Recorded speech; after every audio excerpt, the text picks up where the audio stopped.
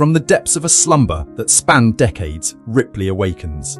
Disoriented, she stares into the abyss of what has become of her world, a chilling prelude to the revelation that will shatter her reality.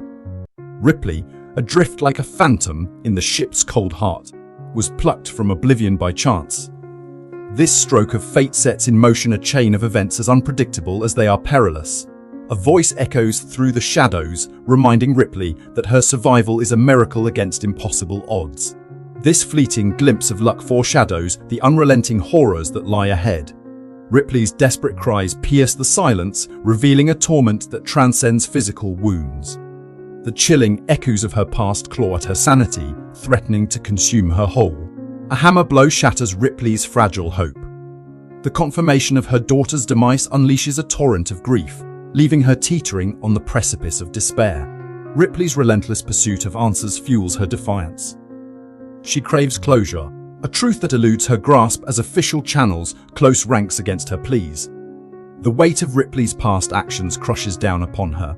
The legal ramifications of her desperate fight for survival threaten to engulf her whole. Ripley's pleas fall on deaf ears.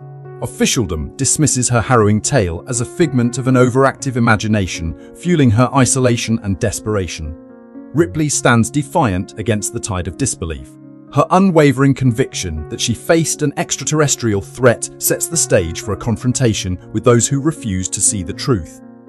The gavel falls, silencing Ripley's voice and sealing her fate as an outcast. The authorities choose to ignore her warning, leaving humanity vulnerable to the very real threat she faced. Hicks' words hang heavy in the air, a chilling testament to the cutthroat nature of this company. He throws protocol aside, revealing a ruthless hunger for personal gain that could swallow anyone in its path. The father hesitates, his voice laced with a palpable unease. They stand on the precipice of the unknown, each unanswered question a potential abyss. This ain't no simple mystery. Folks, something wicked this way comes. Gorman's words crash down like a hammer blow. The silence from LV-46 is deafening, a void filled with the chilling potential for disaster. This ain't just a missing colony, it's a ticking time bomb. Ripley draws a line in the sand, her voice steely with resolve. The spectre of past horrors haunts her, but she won't be dragged back into a fight she never asked for. She's seen hell, and she ain't walking through that door again. Dot hangs thick in the air, casting shadows over their mission. Could this be a simple technical malfunction, or is something far more sinister lurking beneath the surface? The unknown whispers its secrets, promising danger and intrigue. A silver tongue offers a tempting proposition, waving a web of manipulation around Ripley. The Weyland-Yutani Corporation plays its cards close to the chest, using promises and ambition to lure her back into their deadly game.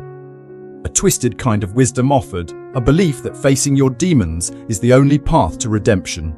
The Weyland-Yutani representative knows Ripley's vulnerabilities, exploiting them to turn her into their weapon. The true purpose is revealed: extermination.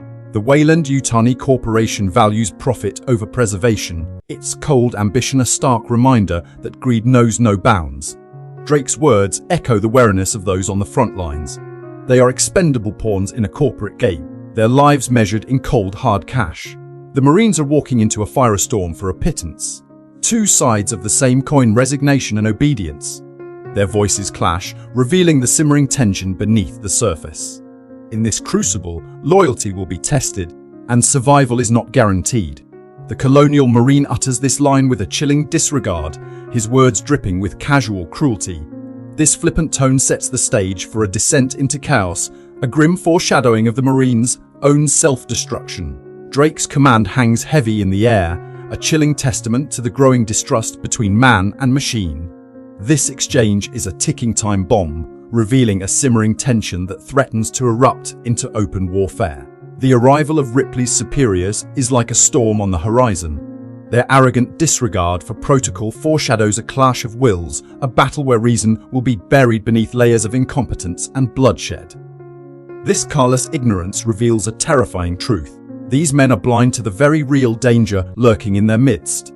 The echoes of this naive exchange foreshadow a nightmarish awakening, where survival hinges on facing a foe they refuse to comprehend. Hicks' brutal order is a rallying cry for violence, a declaration of war against the unknown. This militaristic mindset sets the stage for a brutal confrontation, where only the strong survive and the weak are crushed beneath the weight of their own fears. A tremor of doubt shakes the Marines' confidence as fear begins to creep into their hearts. This question hangs in the air like a death knell, signaling a shift from reckless bravado to raw terror in the face of an unimaginable horror. Ripley's chilling recounting of the previous encounter paints a gruesome picture, each word a bullet piercing through the Marines' facade of courage.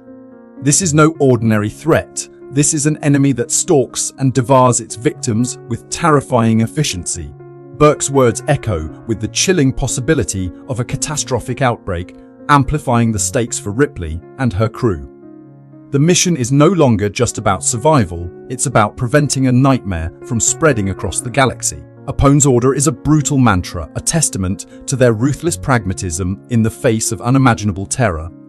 This battlefield demands no quarter, only survival, a dance with death, where only the strongest will remain. Apone's rallying cry is both exhilarating and terrifying. It's a battle hymn of reckless courage, but beneath the surface lies a chilling truth. These Marines are walking into an inferno, their fate hanging by a thread. The Marines have entered the fiery furnace of LV-426 atmosphere, a descent into hell they can only hope to survive. The 5x5 crackle on their comms for now at least paints a fragile picture of order amidst impending chaos. Hudson, the brash and bold, is already whispering warnings into the void. A gut instinct tells him this mission won't be a cakewalk, a harbinger of doom echoing in the metallic silence. Hudson puffs out his chest, a misplaced swagger against the coming darkness. A facade of toughness built on smoke and mirrors, masking the terror he's about to face. Drake's words hang in the air, a chilling premonition of mechanical betrayal. Every gear grinding, every flicker of light, a ticking time bomb waiting to explode in their faces. Ripley, their leader forged in fire, demands precision amidst the mounting madness. But past mistakes scream in her memory, a chilling reminder of how easily things can go south. Vasquez reports back, shattering the illusion of safety.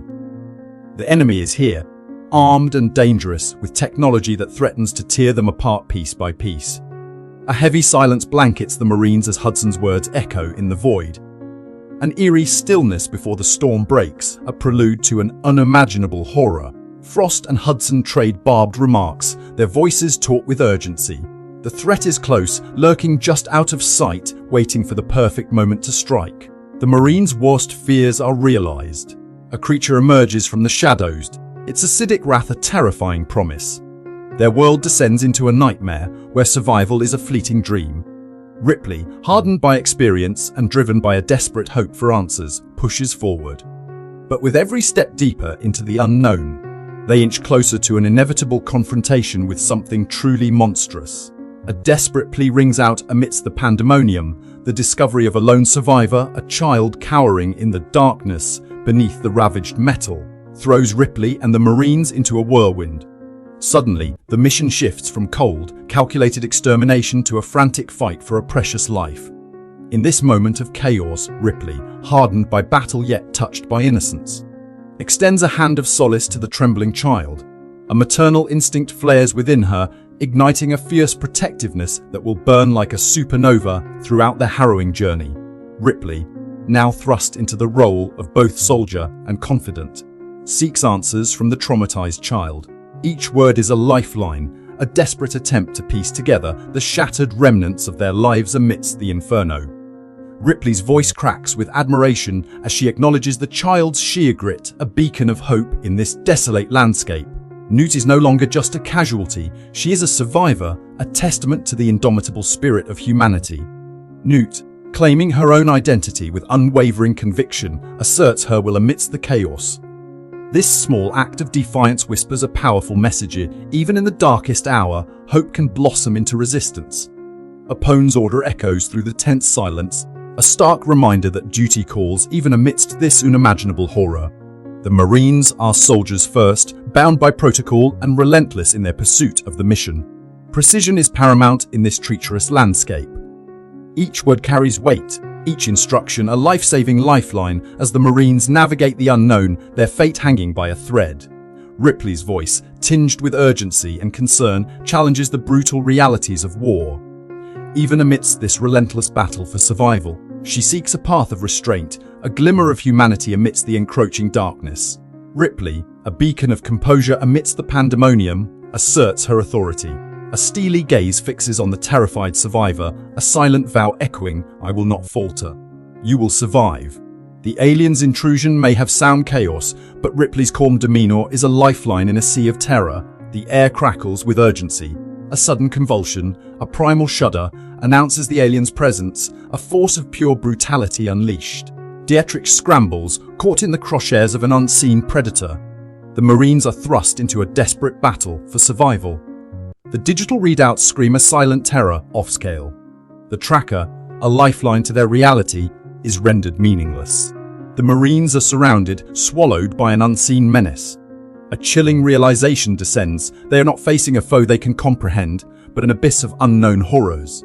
The illusion shatters. No longer confined to shadows, the aliens breach their sanctuary. Emerging from the very walls, they stalk through the wreckage of order. Panic grips the Marines, a visceral terror that knows no bounds. The battleground erupts in chaos. Orders clash amidst the onslaught. The Marines, caught in a maelstrom of fire and fury, struggle to maintain control. Every second is a gamble, every move a desperate bid for survival. A gut-wrenching silence follows the declaration Apone, their leader, has fallen victim to the unseen horror. A wave of despair washes over the Marines. They are outnumbered, outgunned, and utterly broken. Despair melts into a raw, primal fury. Hicks, fueled by vengeance and fear, bares his fangs. The veneer of order crumbles as the Marines descend into chaos, desperate souls grappling with their own demons. Faced with insurmountable odds, the Marines consider a brutal solution. The lines blur between survival and annihilation. A chilling question arises: at what cost will they ensure their own existence? A desperate gamble, a final stand against an unyielding threat. The Marines, driven to their breaking point, contemplate total annihilation. This is not merely a war, it is a fight for survival against an enemy that knows no bounds. A grim inventory.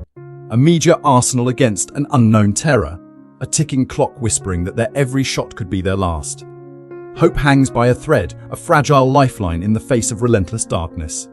Their rescue, if it comes at all, seems more like a distant dream than a guarantee. Tensions are razor-sharp, trust fraying under the weight of survival. Orders barked, not spoken, as desperation fuels their every move. A glimmer of strategy amidst the chaos, a lifeline offered through an unseen tunnel, a potential haven in this raging storm. A symphony of defense, a desperate dance to hold back the tide. Each position fortified, each step a gamble against an unseen enemy. A beacon of hope amidst the darkness. A symbol of connection, a promise whispered that she won't be alone in this nightmare. Innocence shattered, replaced by the haunting spectre of fear. A child's world fractured, a plea for comfort in a landscape where none exists. The desperate search for answers. Logic clinging to sanity as they unravel the mystery of this monstrous enemy. Clues gleaned from the familiar, desperate attempts to tame the unknown with human understanding. A whisper of order in a realm of chaos. Mr. Burke issues his chilling decree, laying down the law for Ripley and setting in motion a chain of events that will pit her against the very corporation she serves. The lines are drawn, survival or extermination. The stage is set for a bloody battle. Burke's words drip with cold, calculated greed. Human life, a mere footnote in his profit-driven calculus. This reveals the heart of darkness that beats within this corporate behemoth, a monster hungry for power and fueled by avarice. Ripley unleashes her fury, accusing Burke of callousness bordering on murder. His deception hangs heavy in the air, shattering any remaining illusion of trust. The truth is a razor blade, cutting deep into the fabric of their relationship. Ripley's anguish echoes through the desolate halls of this corporate nightmare. The weight of responsibility crushes her as she confronts Burke, his actions now a stark reminder of the human cost of their unchecked ambition. A tremor runs through Ripley's core as the threat draws closer. The aliens are closing in, a tide of terror waiting to break. Every second that ticks by feels like an eternity. Hudson's order throws them into darkness, plunging them deeper into chaos. Their already precarious situation spirals out of control, leaving them vulnerable and exposed. The fight for survival has just become a desperate scramble. Despair grips the remaining Marines as their hope dwindles. Hudson's words hang heavy in the air, reflecting the brutal reality of their predicament. Their backs are against the wall, and the aliens have them cornered. Ripley steps forward, her resolve hardening into steel. She faces the heart of darkness with unflinching courage, her mission a beacon of hope in this abyss of terror. The final stand is about to begin. Ripley's words hang heavy in the air, a stark declaration that paints a new picture of survival. The abandoned mission is but a memory now, replaced by a desperate scramble for sanctuary within the sterile confines of the medlab. Danger bleeds from every corner as they realize this isn't just a fight for their lives, it's a battle against oblivion itself.